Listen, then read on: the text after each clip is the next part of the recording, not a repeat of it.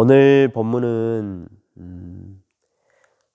성령 충만함이 가장 필요한 부분을 성경이 이야기를 합니다. 자녀와 부모 사이를 이야기하고요. 그 다음에 종과 상전이면 직장 이야기를 하는 것이죠.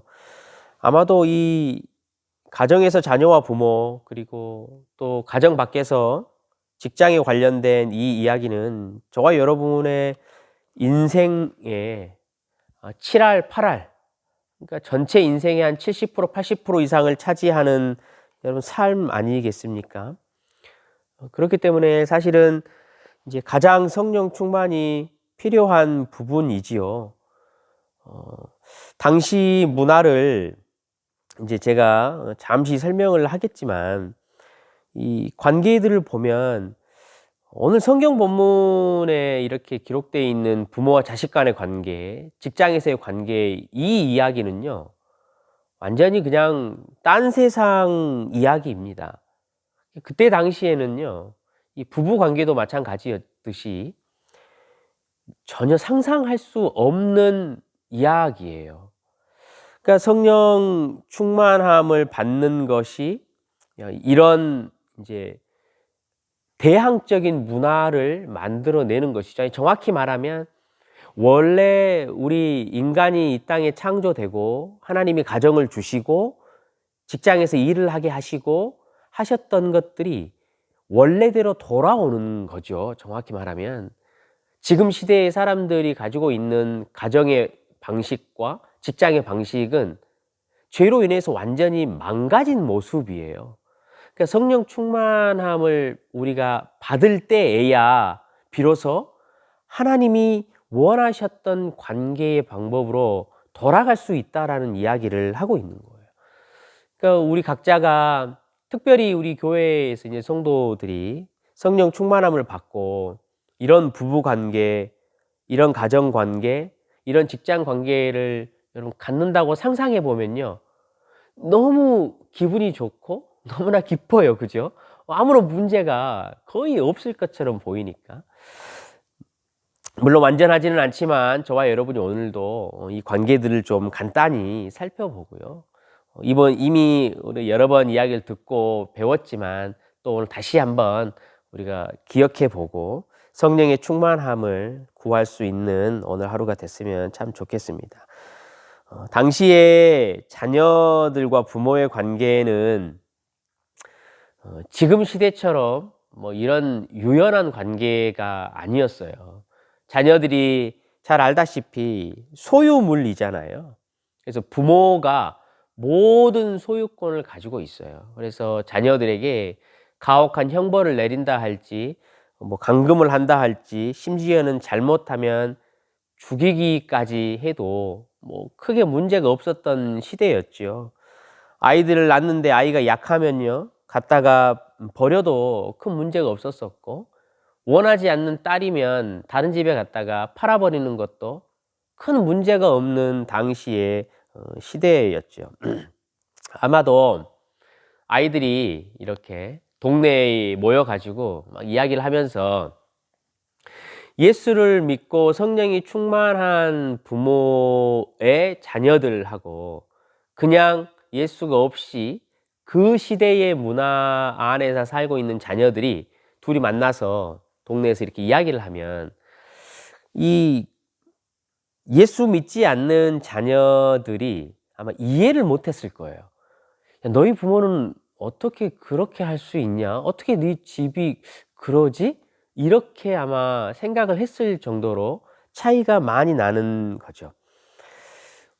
이제 자녀를 양육하는 문제예요, 사실은. 근데 참 어려워요. 여러분도 잘 아시겠지만 가장 어려운 일 중에 하나예요. 저도 뭐 거기에는 전혀 예외가 없지요. 성경에도 보면요, 이 자녀에 대한 이야기가 얼마나 어려웠는지 구구절절히 수도 없이 기록돼 있어요. 그러니까 우리가 성경의 믿음의 조상이고 아주 믿음의 용사였던 분들도요, 자기 자녀들의 문제에 자유롭지가 못했어요.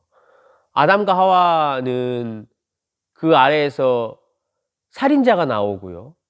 노아도 보면 그 아버지를 모욕해 가지고 저주를 받고, 뭐 아브라함은 어떻습니까? 야곱은 어떻지요? 자기 자식들 대량 학살을 저지르고 문제가 생기고, 다윗의 자식들도 한번 생각해 보십시오. 사무엘의 자식들, 그 위대한 선지자의 자식들은 어땠습니까?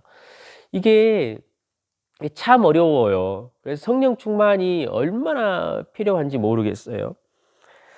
오늘 본문에 이렇게 핵심적으로 먼저 이야기해요. 부모들에게 이제 말하기를 자녀들을 노엽게 하지 말라라고 이야기를 해요. 그러니까 가르침이 조금 독특하죠. 우리는 일반적으로 생각했을 때 애들한테 그렇게 말할 거예요. 너 엄마 아빠 화나게 하지 마. 이렇게 말을 하는데요.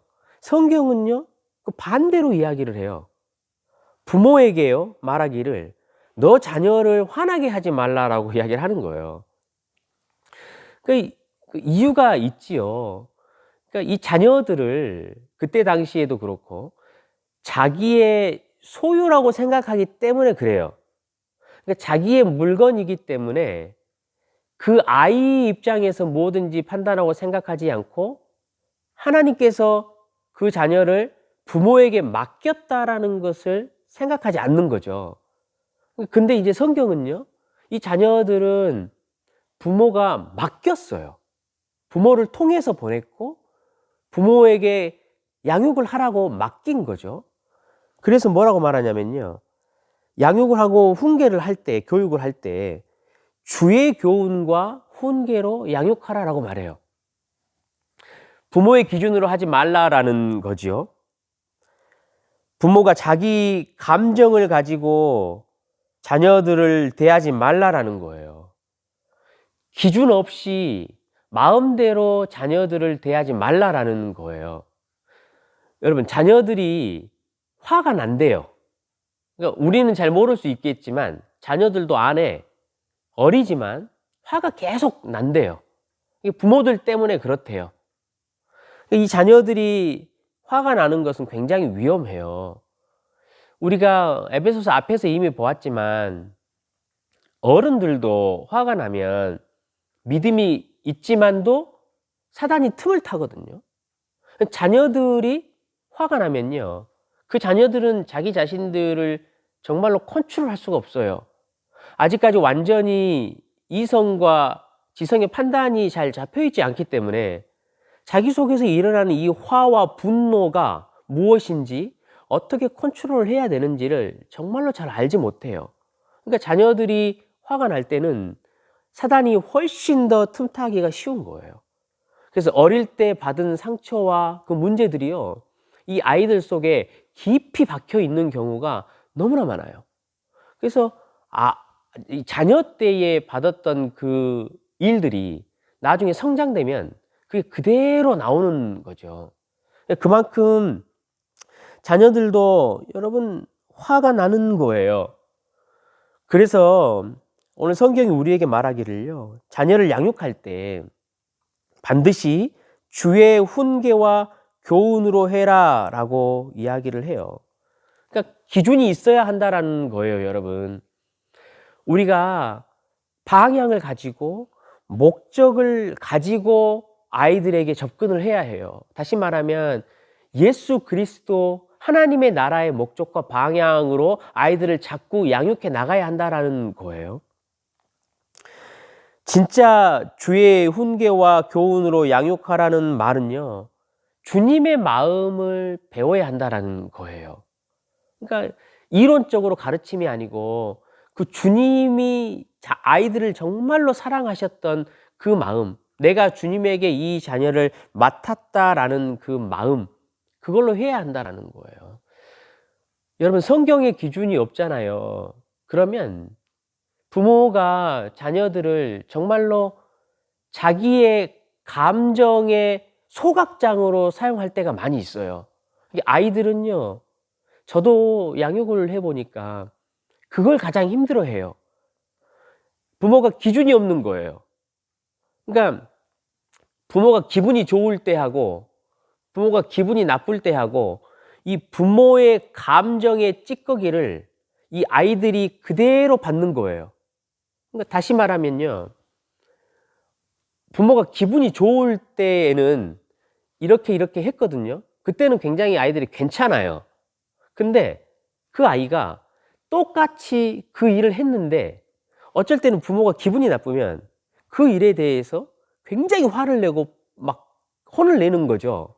그러니까 아이는요, 똑같이 했어요. 지난번에도 이렇게 했었고, 이번에도 이렇게 했었는데, 부모의 기분에 따라서 그것이 아이에게 화가 미치고, 화가 미치지 않고 하니까, 이 자녀에게는 기준이 없는 거예요. 그러니까 화가 나는 거예요.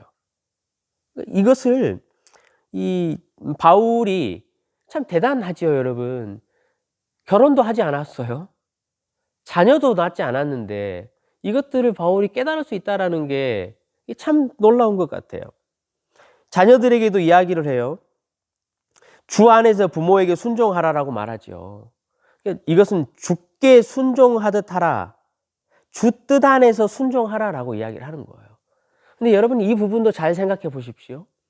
핵심이 무엇이겠습니까? 아이가요, 부모에게 진짜 순종할 수 있는 유일한 방법이 한 가지예요. 주님을 알아야 해요. 왜냐하면 주께 순종하듯이 부모를 순종해야 하거든요. 주께 하듯이 부모를 순종하는 게 이제 참된 순종이고 하나님의 약속이 거기에 있어요. 그러려면요, 이 자녀가 예수님을 만나야 돼요. 주님을 만나야 주께 순종하는 것이 무엇인지를 알거든요. 그러니까 보시면 이 가정 안에서 부모가 자녀에게 진정한 순종을 받는 것 또한 부모에게 달려 있는 거예요. 성령이 충만한 두 부부가 주의 교훈과 훈계로 자녀를 바르게 양육하는 모습이 있으면요, 그 자녀가 부모에게서 하나님의 모습을 보는 거예요. 그래서 하나님께 섬기듯이 대하듯이 그 부모를 자녀가 순종하고 존중할 수 있는 거예요. 저도 자녀잖아요. 저희 부모의 자녀잖아요. 진짜로 이렇게 쭉 삶을 돌아보면요, 제가 결론적으로 부모에게 마음을 가지고 진짜로 순종할 수 있는 것은 딱 한 가지 계기예요. 제 부모님의 영적인 수고예요. 철이 들어가면서 내 부모님이 나를 주님 안에서 키우려고 진짜로 무던히도 애를 쓰고 영적으로 수고를 하셨구나라는 사실을 알게 된 거예요. 내 부모가 그냥 나를 감정적으로 대한 것만이 아니고 하나님의 대리인으로서 나를 이렇게 양육해 주셨구나라는 생각들이 들기 시작하면서요, 부모에게 진짜로 참된 순종이 나오게 되는 거예요. 가정에서 부모와 자식 관계는요, 다시 말하면 근본적으로 저희 부모에게 달려 있어요. 우리 부모에게. 부부의 성령 충만함에 달려 있는 거예요. 거기로부터 모든 것이 여러분 시작돼요. 그렇게 이 성경이 사도 바울이 가정의 이야기를 하고 나서요, 이제 마지막으로 직장의 관계로 넘어가요. 여러분 일을 하시잖아요. 얼마나 힘드시겠어요. 직장에서 주인 아래에서 그 주인의 눈길에 맞춰서 돈을 벌며 내 생계를 유지해야 되는 것 자체가 진짜 그거야말로 어려운 일이지요. 요새 보니까 젊은 세대들 MZ 세대라 그러잖아요. 그 세대들한테는요, 독특한 문화가 하나 있더라고요. 조용한 관둠이라는 게 있어요. 그러니까 한국에서 나온 문화가 아닌 것 같아요. Quiet quitting이라 그래가지고 조용한 관둠을 한대요. 이게 무슨 모습일까라고 이제 살펴보니까 요즘 시대가 막 이직이 많잖아요. 코로나로 인해서 막 직장들이 어렵고 막 자꾸 사람들이 잘리고 막 옮기고 하니까 이 젊은이들이 생각했을 때 자신들의 양력과 커리어를 쌓기가 이 시대가 너무 힘든 거예요. 그러니까 과거 같으면 직장에서 일을 하는 것이 자신들의 경험이 되고 자신들이 이렇게 커리어를 쌓을 수 있는 그런 것이 되기 때문에 열심히 하잖아요, 직장에서. 근데 요즘 젊은이들은요, 그게 그렇게 하질 않는데요. 조용하게 관둔대요. 일은 하는데 조용하게 관두니까 월급을 받은 그만큼만 딱 일을 한대요. 그래서 월급 자기가 받는다고 생각하는 것만큼만 딱 일을 하고 나머지 시간은 오히려 자신의 삶을 즐기려고 하고 직장에서도 그냥 그만큼만 딱 하고 멈춘다는 거예요. 좀 어떻게 보면 이제 합리적인 거일 수 있지요. 여러분도 직장 생활을 해서 다른 사람들과 함께 이렇게 일을 해보셔서 아시지만 이 시대가 그렇지 않습니까? 최소의 노동력으로 최고의 시급을 받는 것이 목적이잖아요, 일반적으로. 그래서 사도 바울이요, 그때 당시에도 거의 똑같았어요. 그때는 이제 일반적으로 노예의 문화가 너무나 많이 있었기 때문에 이 노예들이 일을 하는데 어찌 자신의 마음을 다 쏟아서 거기서 일을 하겠어요. 똑같아요. 시간만 보내면 되는 것이고 그냥 주인의 눈가림만 하면 된다라고 말을 해요. 그때나 지금이나 진짜 차이가 없는 거죠. 그런데 성경은요, 이렇게 말을 합니다. 너희가 눈가림만으로 하지 말라라고 이야기를 해요. 그러니까 직장을 어떻게 생각해야 되냐면요, 6절에 보면요, 너희가 그리스도의 종들이라고 생각하래요. 또 7절에 보면요, 주님을 기쁘시게 하라라고 이야기를 해요. 8절에 보면요, 선한 행위를 하게 되면 주님께 받을 것이다 라고 이야기를 해요. 그러니까 지금 이 직장에서 일을 하는 것이요, 단순히 일하는 게 아니에요. 하나님이 말씀하시는 것은 뭐냐면 이렇게 하라는 거예요. 내가 오늘 이 직장에서 일을 하는 것은 하나님께서 나에게 생계를 유지하게 하신 것이다. 그리고 거기에 더해서 하나님이 이 직장에서의 일을 가지고 분명히 하실 일이 있으시다. 나는 그 일에 지금 도구로 사용되고 있기 때문에 하나님을 기쁘시게 하고 주님의 종처럼 일을 해야 되겠구나 라고 생각하라는 거예요. 물론 그것이요, 여러분 쉽지 않아요. 그래서 바울이 이야기하잖아요. 너희가 그렇게 주인을 섬기고 그 직장에서 선한 일을 하면 주님께서 반드시 그것을 갚으실 거야 라고까지 우리에게 약속을 이야기를 해줘요. 그러니까 돈의 노예가 되지 말라라는 거예요.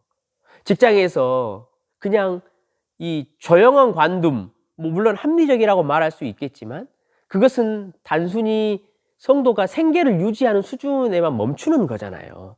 그렇지만 성경은 우리에게 너희가 일하는 것은 하나님이 창조 때부터 너희에게 주셨던 큰 사명이다. 너희가 일하는 곳이 선교지가 될 수 있다. 그렇게 지금 우리에게 여러분 말씀을 하고 있는 거예요. 하나님이 반드시 하실 일이 있으시다라는 거죠. 그래서 우리가 여러분 제가 과거에 책을 읽었는데 김구 선생님 알잖아요. 김구 선생님이 이 직업에 대해서 그리스도 청년들에게 이야기를 했어요. 무엇이 직업이고 그러면 무엇이 소망이냐라는 거예요. 소명이냐라는 거예요. 그러니까 크리스찬들이 일을 할 때 그럼 어떤 것은 직업이고 어떤 것은 소명이냐, 하나님의 부르심이냐라는 기준을 말씀해 주셨는데 이렇게 참 멋지게 말씀을 해 주셨어요. 받은 만큼만 일하면 직업이고 받은 것 이상의 무엇이 그 안에 마음에 있으면 그것은 하나님의 소명이다 라고 이야기를 했어요. 그래서 아마 사도 바울의 이 말씀을 김구 선생님이 보셨을 거예요. 그럼 이 크리스찬이었으니까. 성도 여러분, 우리는 가정에서도 마찬가지고 직장에서도 마찬가지고 선한 청지기와 같은 삶을 정말로 살아야 해요. 자녀도 하나님이 나에게 맡겨주셨다라는 생각으로 내 감정의 이 소각장이 되지 않도록 주의 교훈과 양육으로 여러분 훈계해야 되고요. 직장에서도 선한 청지기처럼 그 직장을 섬겨야 하는 거죠. 물론 이제 주인도 똑같아요. 오늘 마지막에 주인 이야기도 하잖아요. 위협하지 말고 업신여기지 말라라는 거예요. 당연하지요. 왜냐하면 일하는 종업원이 예를 들어서 나는 하나님의 일을 하는 사람이고 하나님의 소명과 사명으로 여기서 일하고 있는 마음을 가지면 당연히 주인도 그 사람을 그렇게 대접해 줘야 되는 거잖아요. 상호 간에 그렇게 하는 거예요. 그러니까 저와 여러분이 오늘도 선한 청지기처럼 하나님의 소명을 가지고 일자리가 되었던 가정이 되었던 좀 성령 충만함을 구할 수 있는 하루가 여러분 되었으면 참 좋겠습니다. 가장 힘든 싸움터가 될 수 있습니다. 그리고 매일매일 겪어야 하는 일이지 않습니까? 여러분 성령 하나님의 도우심을 오늘도 구하시기를 주님의 이름으로 간절히 부탁드리고요. 시와 찬미와 신령한 찬송으로 여러분 오늘도 승리하시고 힘드신 하루를 시작하실 텐데 직장에 가시든지 오늘 또 자녀들의 도시락을 싸고 또 자녀들의 픽업을 해주시고 여러분 시작하실 때 마음이 불편하거나 또는 또 직장에서 또 가정에서 힘든 일이 있으시다면 오늘 기도하시면서 우리 예수님의 십자가를 10번만 여러분 잠잠하게 앉으셔서 묵상하시고 그 망치 소리와 예수님의 신음소리를 한번 좀 기억하시면서 오늘 승리할 수 있는 하루 되시기를 주님의 이름으로 간절히 부탁드립니다. 하나님, 가정의 일과 직장의 이 삶은 우리 성도들의 아니 이 땅을 살고 있는 모든 사람들의 70% 80% 이상 가는 인생의 전부입니다. 잘못 살아가면 얼마나 괴롭고 힘든 일이 됩니까? 하지만 우리가 성도로서 예수 그리스도를 신뢰하고 하나님의 말씀을 쫓아 성령 충만함으로 오늘도 승리할 수 있도록 은혜를 허락하여 주시옵소서. 자녀들을 양육하고 직장에서 일을 할 때 우리가 선한 청지기와 같은 마음으로 하나님의 사명과 소명을 감당하는 자들로서 하루를 승리하도록 성령 하나님 충만하게 은혜를 허락하여 주시옵소서. 감사드리며 예수 그리스도 이름으로 기도드리옵나이다. 아멘.